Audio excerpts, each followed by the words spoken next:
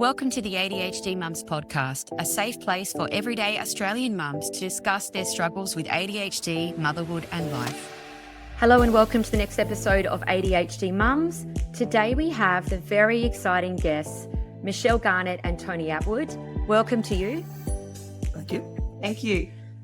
Tony's episode last time was just so well received. I think it was one of the most downloaded episodes we've ever had. I'm going to put his episode, which was over an hour, in the show notes. So if you need to, you can always refer back to that. Most people in this space know who Professor Tony Attwood and Dr. Michelle Garnett are. They are from Garnett and Attwood events. I'm not going to go into their huge bios, just know that they are incredibly experienced and I'm always starstruck when I speak to them. Absolutely jump onto their website. But I'm not going to read the whole bios because I think we just know that they are world leaders in the area. Okay. Thank you, Jane. That will save some time. Thank you. Tony and Michelle are now mortified at my introduction, but we will continue on. So one of the biggest topics that we have that people DM me about constantly, and I haven't found the right person with the right experience level to handle PDA. And so this episode is about PDA and ADHD, or just PDA generally, around what it is and whether it's a real thing. A lot of mums get told it isn't. And so I've brought on Michelle and Tony to really tackle that one for us. They do have a whole course about PDA available. I'm going to put that in the show notes as well. So I've just spoken to Tony and Michelle about not letting me go down too many rabbit holes and asking too many detailed questions. So I'm going to say up front, there is a whole course because this is something that we could talk about forever. So firstly, Tony, Michelle, what is PDA? PDA stands for Pathological Demand Avoidance, which is a term which may be debated and changed over time. But in essence, when a parent or teacher or another person makes a request, the ADHD autistic person may refuse to comply with that request. Now, the question is, it may be something very easy, like putting your shoes on or go and clean your teeth, etc. And there seems to be a response of distraction. Oh, I can't clean my teeth. My hand hurts. Or a compliment. Oh, Mum, you look so wonderful in that new dress. And you're thinking, oh, okay. And for someone who's not supposed to be very socially skilled, it can be really quite good. So there can be diversions. Then there can be obnoxious behavior to make you leave them alone and go away. And the final stage can be a tantrum. But for a simple request that is very easy to do, they've done it before. And parents say, what on earth do we do? Because this is something that they should be able to do. Wow. I love that already. So then what would be examples of what isn't PDA? Great question. So this is the tricky one because it's not visible what the difference is on a behavioral level. And that's where this one is pretty confusing. So the behavior of defiance can look the same, whether it's actually oppositional defiant disorder, just plain naughty kid, no label, or PDA. And so how do we know the difference? Well, in oppositional defiant disorder, it's mainly about an attitude around authority that I'm just not going to do it. And it's usually because there's been a behavioral, like a learning history of accidental payoffs for when I get out of stuff, being able to manipulate things because you just don't want to go along with the family. There can be an intention that's due to both the learning history and also maybe some relationship issues in the family of just a defiant attitude. That's what PDA is not. It's not defiance. It's different. It is much more related to anxiety. So PDA looks like defiance, but it's actually the kid in lack of capacity, panic. I cannot do that. And you think, why? I just asked you to put your shoes on. You're not going to die. However, the anxiety is because you asked me to.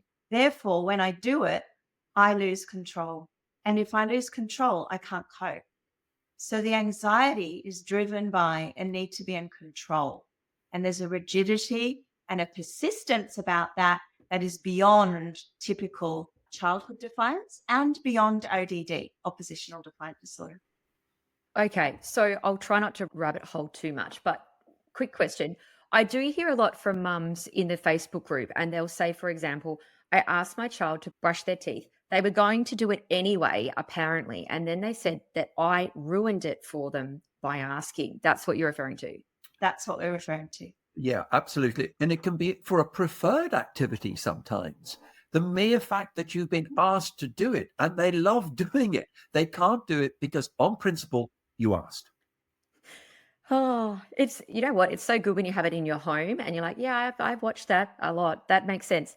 Okay. So a lot of people, when I describe the behavior of some of the people that live in my house, they will say, oh, that just doesn't sound like a real thing. That happens with my kids. That just means you need to be harder on them. Why do people kind of dismiss it?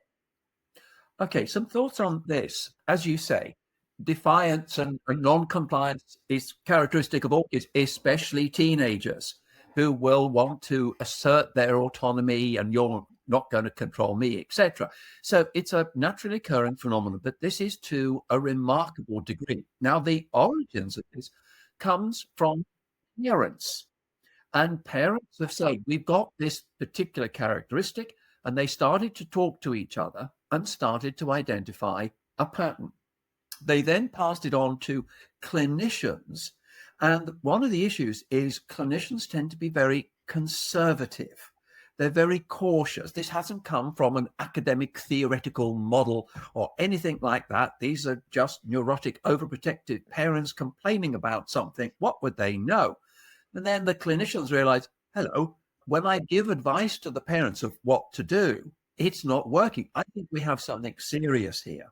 Now, clinicians tend to be about 10 years ahead of academics. And one of the things that we noticed, Michelle and I, we recently went to the World Congress on Research in Autism, and there were about 400 or 500 research articles. Only one was on PDA. So the academics are taking time. Clinicians are conservative and gradually understanding. Parents are saying, we can't wait. We need to get moving. Whatever you call it, we need help. Oh, I think that was really well put. I do find that too with clinicians being conservative. Same with the assessment process. The research is behind, clinicians are a bit delayed or conservative. And then you've got a heap of parents that are here like, but I'm seeing this online or on social media, but I can't get onto the NDIS because I'm not getting assessed. But anyway, that's another story, but that makes complete sense. So what would be some examples that we might see our children do that is actually PDA? I think the real differential here, or if we're trying to differentiate, is this just naughty kid or oppositional defiance? Or we can all engage in demand avoidance behavior, right? I mean, if you're anxious, you avoid stuff. If you're depressed, you avoid stuff. So we're all avoiding demands at some point. But I think the ones that are really a clincher when you're looking for the PDA profile is that the person can't do it, and they can't do it because of their anxiety. And therefore, it means that they're going to avoid doing things even they want to do. So, for example, they won't get dressed to go out to a destination, even though they don't want to go to the destination. And you're sitting there going, but you love that. And if we could just get you into your gear and in the car, you'll have so much fun. And parents are just bewildered at the refusal because it's almost self-sabotaging. It just looks insane. Like, you're going to love this. What's wrong with you? But you almost have to trick them into the car, by making it a choice or making it a game or getting a puppet to ask them, because that's the only way. So one of the features is it's a behavior where you're thinking, but this isn't avoidance of a chore and you really like the activity, and yet we've got avoidance. That's a cause for pause. That could be PDA. Another one is if the child is making elaborate excuses. They're often very eloquent kids and verbally amazing, and they love language often. And so the excuses can be quite extreme and funny. They'll go to extreme lengths. They'll tell you about their broken legs and a dinosaur ate their hands, so they can't do the washing up.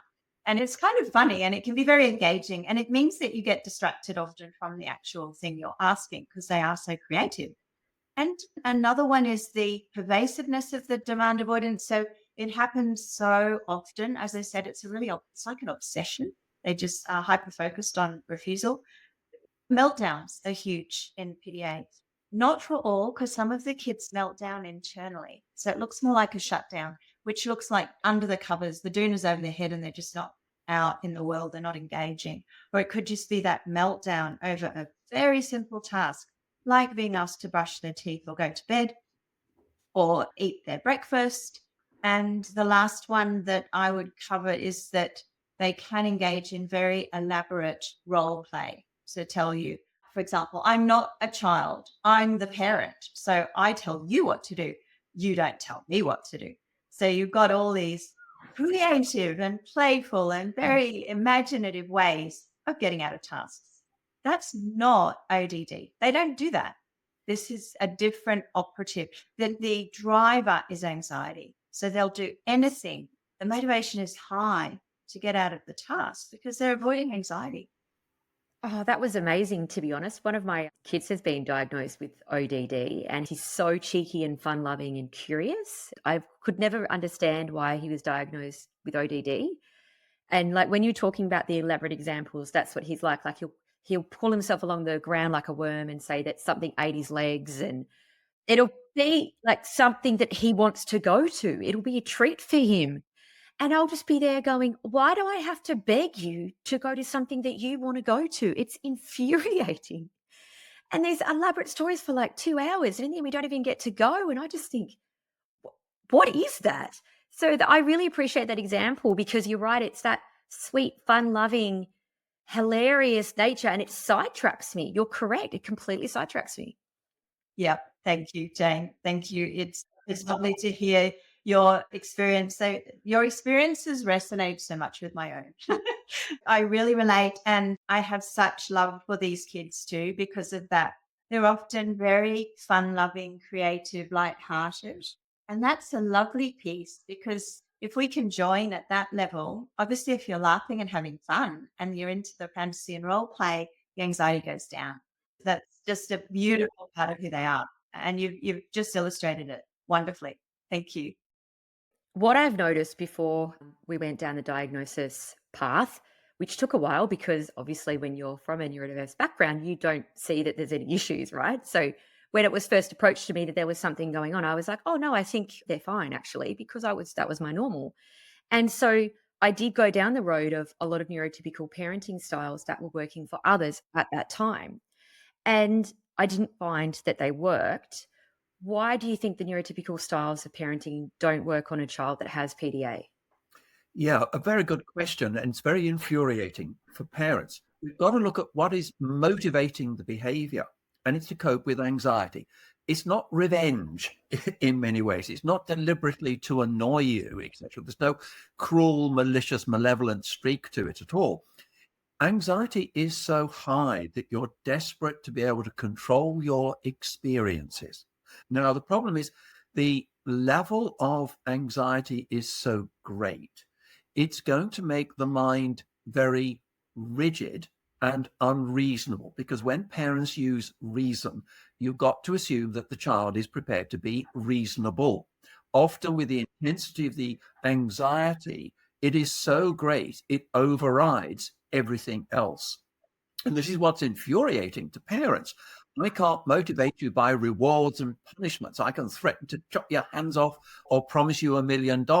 It won't change. So the attitude for parents needs to be one of, how do I manage the anxiety? When this occurs, it's a sign of anxiety, not belligerence.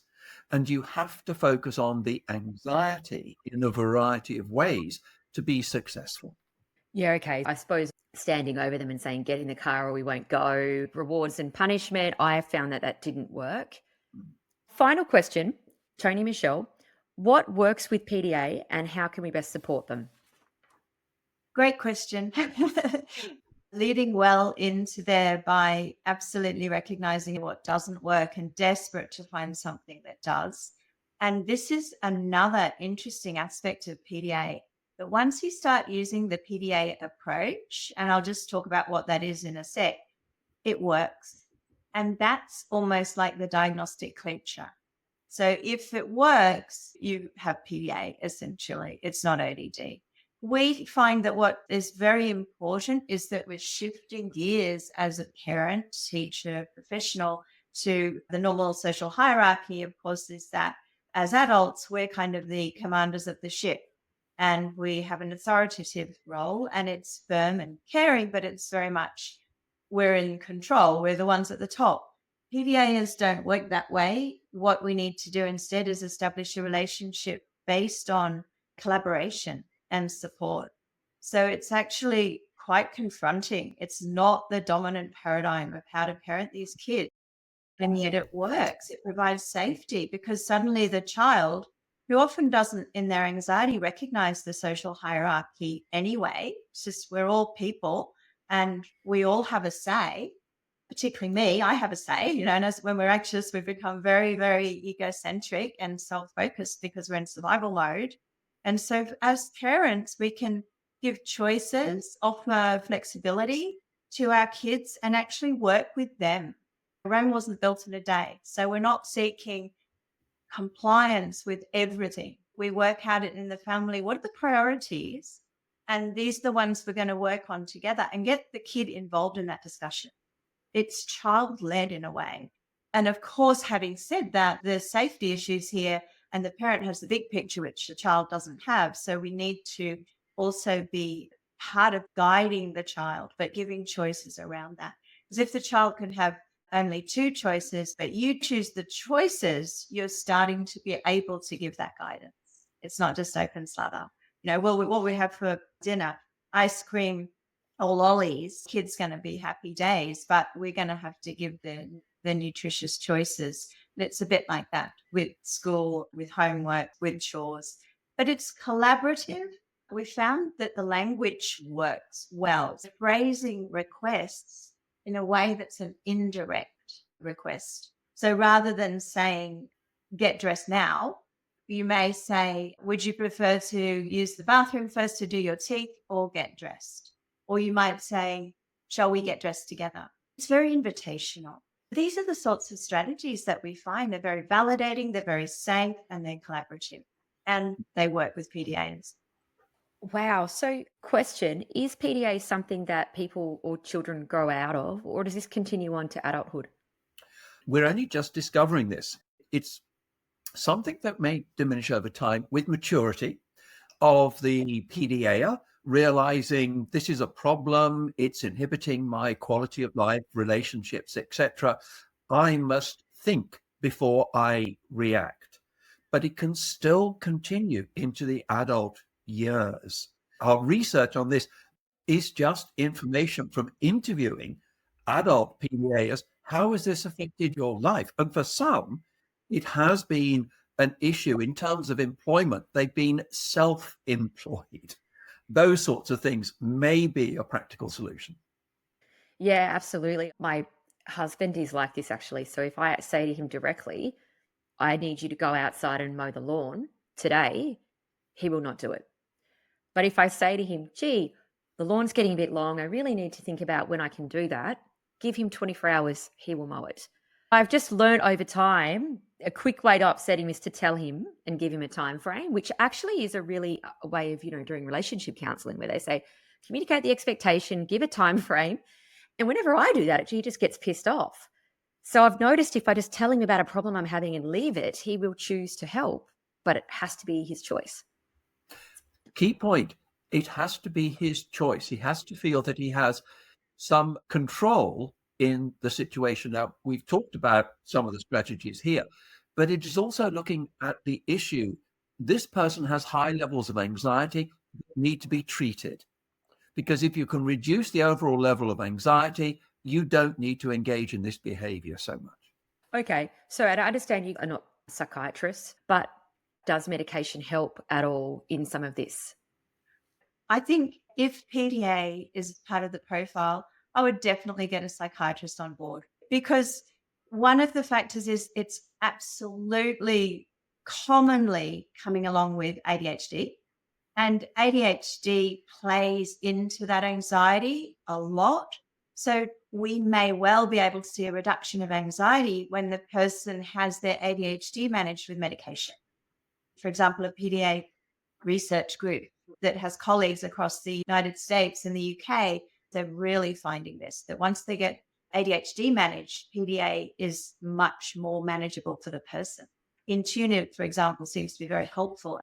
Now, with the anxiety medications, sadly for neurodivergent people, the SSRIs generally are not well tolerated. So this is where you need to work with a psychiatrist to find that there may well be an anti-anxiety medication that will be tolerated, but it needs some effort. We're not going to get that a neurotypical response here. It's metabolized differently. Tony and I are now discussing autistic anxiety, and this is sometimes not touched by medication, which is very sad.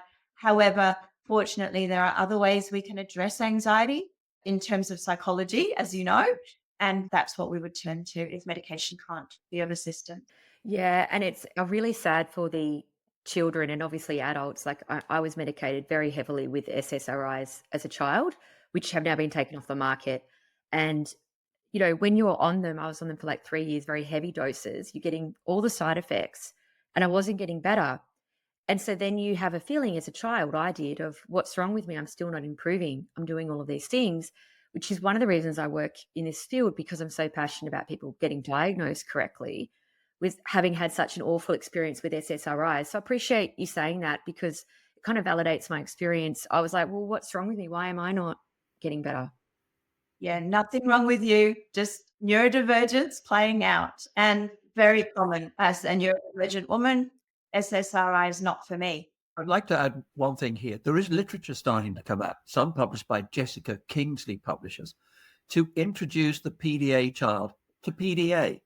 There are a number of books and they will explore this characteristic and explain it, because the child, as you say, will know they're different. Their view is, yeah, this is causing a lot of problems. And what are we going to do about it? I don't want to continue like this. So it's including the child themselves or teenager in the process. But there are now books just for them in their level of language and intellectual development to explain it. Oh, that's great news. This has been such a great episode. If you'd like to know more about PDA, I certainly do. It's funny, I think I've bought all of the courses that you've got. I would have said all. PDA is probably the one I haven't bought. And now I'm here going, oh my God, how am I going to stop myself not going to go down a PDA rabbit hole today? Because I did not realize that this was happening in my home. But everything you said, I just can't understand how I've missed it. Wow.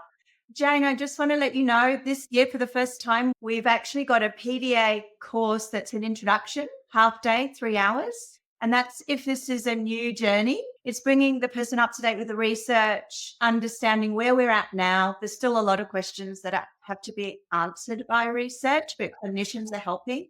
And our second course is also 3 hours, and this is called PDA Going Deeper. And that's where we're really trying to dive into what do we do? How do we support, assist our PDAs, whether they're our loved ones at home or our students at school, or of course, as psychologists, as OTs, speechies, psychiatrists, etc. So I'm so glad you found them. It's going to be such a great investment of time, because the amount of time that I spend trying to figure out what's going on, trying to figure out what works, backtracking it, going over it, thinking about it at night, I'm just thinking, well, that investment of my time daily, if I could actually do something that worked, that would be life-changing, because I spend so much time on it and a lot of it is hit and miss because I don't quite get what's going on.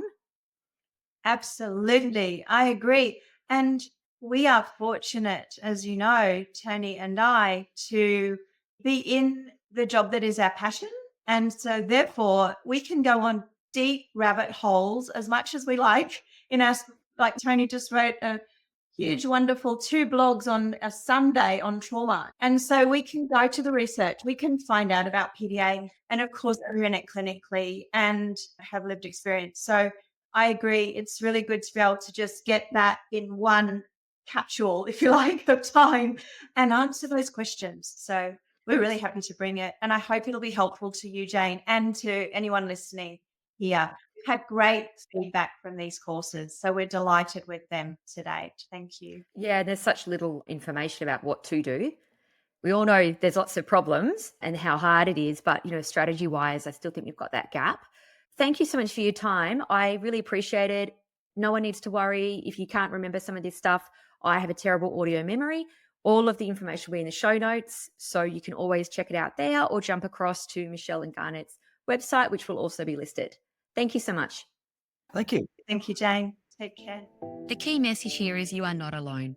Thank you for listening. If you enjoyed this episode, follow us on Instagram or head over and join our amazing ADHD Mums Podcast Facebook community. Everything you do matters and helps to spread the word about what neurodiversity in females looks like.